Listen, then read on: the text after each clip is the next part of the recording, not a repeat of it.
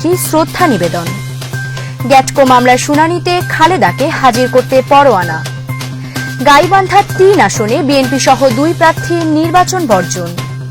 বাংলাদেশের রিজার্ভ চুরি, ফিলিপিন্সের ব্যাংক কর্মকর্তা দেগিত দোষী সাব্যস্ত।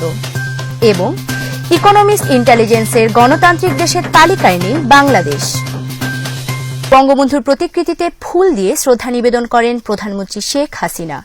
এ সময় মন্ত্রিপরিষদের সদস্যরা উপস্থিত ছিলেন। বঙ্গবন্ধু শেখ মুজিবুর রহমান ১৯৭২ সালের এই দিনে পাকিস্তানের কারাগার থেকে মুক্ত হয়ে স্বাধীন বাংলার মাটিতে পদার্পণ করেন। বিমানবন্দরে নেমেই লাখো জনতার ভালোবাসায় সিক্ত হন তিনি।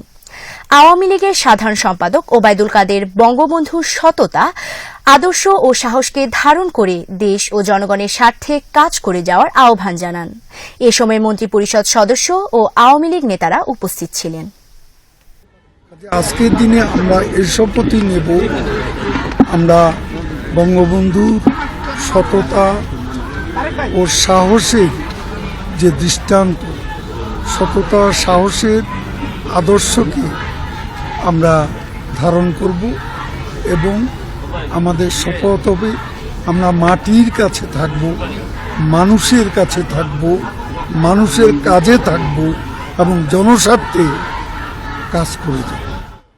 ঐক্যফ্রন্টের নেতারা বলেন তারা বঙ্গবন্ধুর প্রতি তাদের বিন্দুমাত্র কোনো শ্রদ্ধা আছে, এটা আমরা মনে করি না, মনে করার কোনো কারণও না। বঙ্গবন্ধু স্বাধীনতা চাননি, একথা যাদের নেতারা বলেন তারা বঙ্গবন্ধুর প্রতি তাদের বিন্দুমাত্র কোনো শ্রদ্ধা আছে, এটা আমরা মনে করি না, মনে করার কোনো কারণও না। এটা আমরা এক্সপেক্ট করি না তাদের কাছ থেকে।